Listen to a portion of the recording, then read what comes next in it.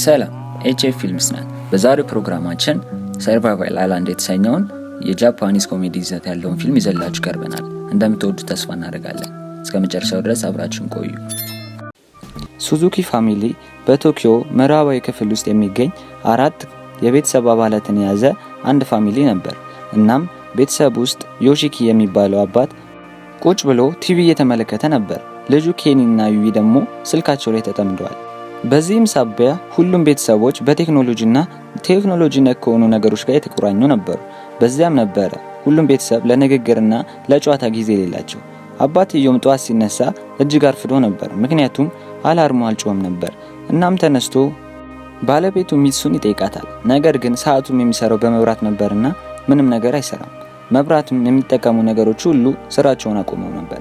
ልጅቷም ደንግጣ ስልኳን ፍለጋ መሮጥ ጀመረች። አባትየው መብራት ኃይል ሊደውል ሲል ስልኩም አይሰራም፣ ምክንያቱም መብራት አልነበረም ነበር።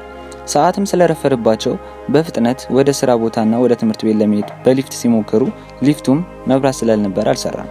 በደረጃም ከወረዱ በኋላ ዮሺም በፍጥነት ወደ ስራው ለመሄድ ባቡር ጣቢያ ይሄዳል። ነገር ግን ባቡሩም አይሰራም፣ ምክንያቱም ደግሞ መብራት አልነበረም ነበር። ከዛም በመቀጠል ወደ ባስ ጣቢያው ይሄዳል። ነገር ግን እዛም አይሰራም ነበር።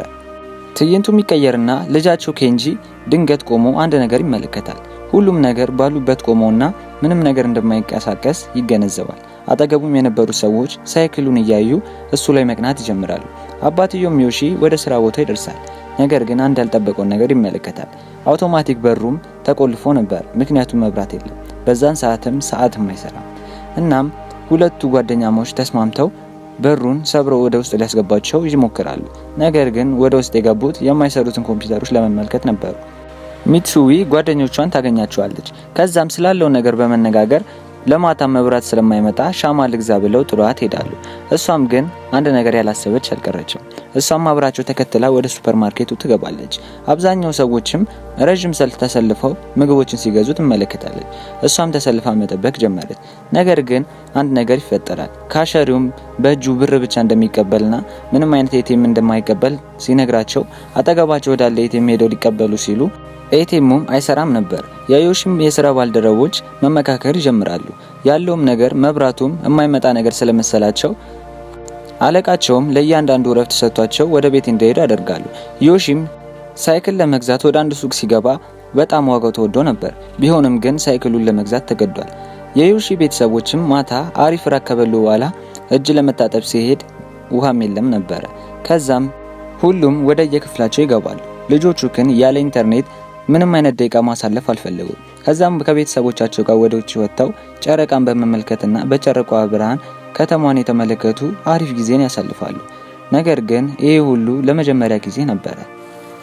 በአካባቢያቸው ውሃ ከጠፋ 3 ቀን ተቆጥሯል። ሁሉም ነገር ስራውን አቁሟል። በቤት ያለውም ነገር በጣም ቆሽሿል፣ ምክንያቱም ደግሞ ስላልታጠቡ ነበር። ሁሉም ነገር ወደ ድሮ የተመለሰ ይመስላል። ዮሺም ወደ መስሪያ ቤቱ በመሄድ አለቃውን ስላለው ነገር ይጠይቀዋል። እናም ከዚህ በኋላ ደሞዝ እንደሚቆረጥበት ሲጠይቀው ደሞዝ እንደማይሰጣቸው ነገረው።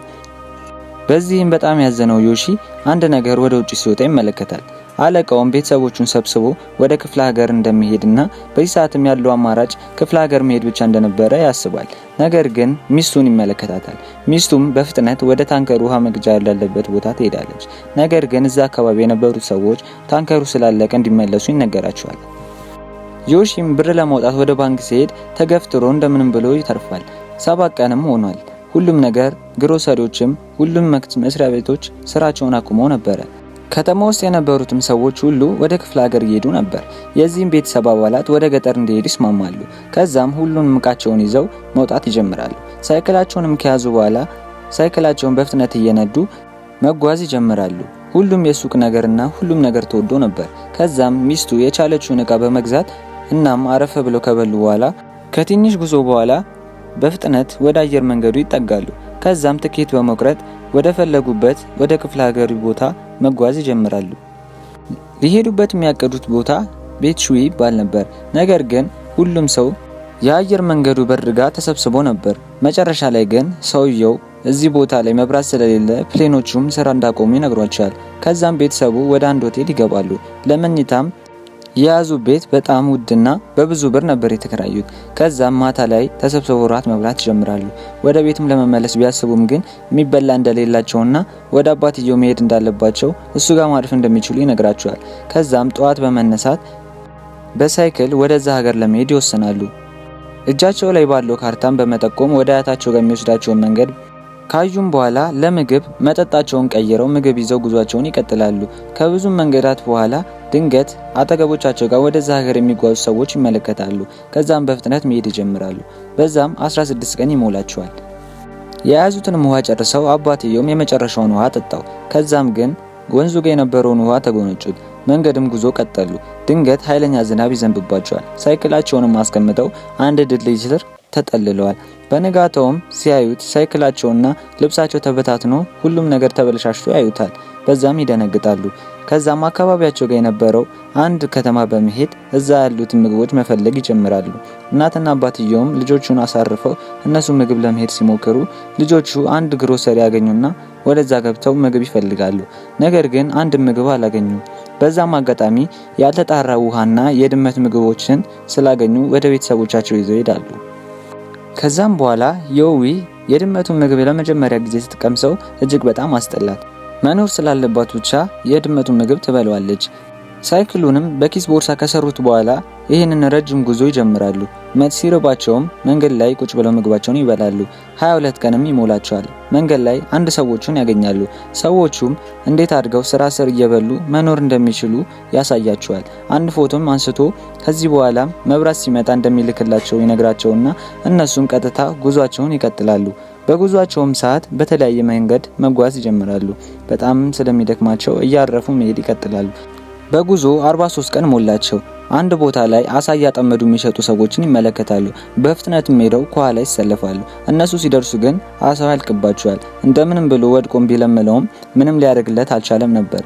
በጣም በመናደር ጉዞ ጀመሩ። ስለደከማቸውም የያዙትን ሳይክል እየገፉ በጣም በድክመት ይሄዱ ነበር።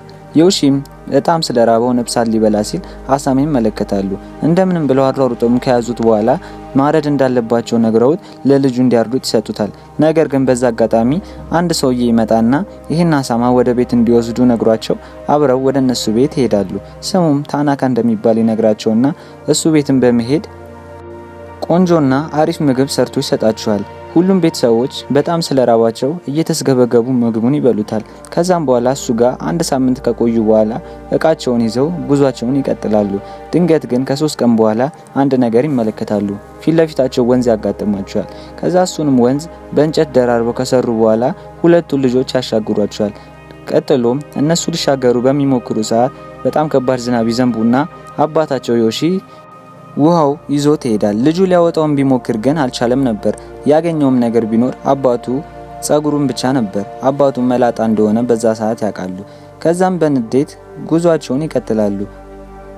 እነሱም በባቡር ሀዲድ ላይ ረጅም ጉዟቸውን ቀጠሉ። ምግብም ስለያዙ እየበሉ 94 ቀን ይሞላቸዋል። ነገር ግን እናታቸውን የተለያዩ ውሾች መጥተው ገፍትረው ወደ ጫካ ውስጥ ይጥሏታል። እሷንም ለማዳን ሲሄዱ እግሯ ተሰብሮ ነበር። ከዛም ደንግጠው ይዟት አቅፈው በመሄድ ላይ ሳሉ ብዙ ውሾች ተከትሎ ይመጣሉ። በዛ አጋጣሚ ግን አንድ በጭስ የሚሰራ ባቡር ወደ እነሱ ይመጣና እነሱንም ወስዶ እግሯንም አክሟት ከዛም ትንሽ ካረፉና ትንሽ ደስ ካላቸውም በኋላ ትዕይንቱ ይቀየርና አንድ ሐይቅ ላይ አባትየው ሚሹ ተነስቶ እንመለከታለን። ከዛም እሱም ድንገት ባቡሩን ይመለከታል። ከዛም ያደጋ ጊዜ ጭሱን አውጥቶ ይለኩስላቸዋል። ባቡሩም ይቆማል። እንደገናም ከድሮ ቤተሰቡ ጋር ይገናኛሉ። ነገር ግን በመላጣው ሙድ ይያዙበት ነበር። ባቡሩም አያታቸው ጋር ያደርሳቸው ነበር። እሱም በዛ ሰዓት አሳ ያጠመደ ነበር። ከሱ ጋርም በደስታ መኖር ይቀጥላሉ። ይሄ ነገር የተፈጠረው ሁሉ ግን 2 ዓመትና 169 ቀናቶች ነበሩ። ይህን ሁሉ ስቃይ ካለፉም በኋላ በደስታ መኖር ይቀጥላሉ። አንድ ቀንም ጠዋት ዮሺን አላርም ይቀሰቅሰዋል። ከዛም ሁሉም ሰዎች ወደ ውጭ ወጥተው ሲመለከቱ መብራት ቀስ በቀስ እየመጣ ነበር። ድንገትም ማንም ሰው ሊያምን አልቻለም። እነሱም ወደ ቶኪዮ ሄደው የነበረውን የድሮ ህይወታቸውን መኖር ይቀጥላሉ። ቲቪዎችን መስራት ይጀምራሉ። ነገር ግን ይሄ ነገር የተፈጠረው አማጽያኖች የመብራት ኃይሉን እቃ ሰርቀዋል ተብሎ እየታሰበ ነበር። ነገር ግን ማንም ሰው አላወቀም። መጨረሻው ፊልሙ የሚያልቀው ይሄ ፎቶ ተልኮላቸው ያነሷቸውም እነዛ መንገድ ላይ ያገኟቸው ሰዎች ነበሩ። ውድ ቤተሰቦቻችን የዛሬው ፕሮግራማችን የሚመስል ነበር። ከወደዳችሁ ላይክ እንዲሁም ቻናላችንን ሰብስክራይብ በማድረግ እንዲሁም የደውል ምልክቱን በመጫን በየቀኑ የምንለቃቸው ቪዲዮዎች እንዲደርሳችሁ ያድርጉ። እናመሰግናለን።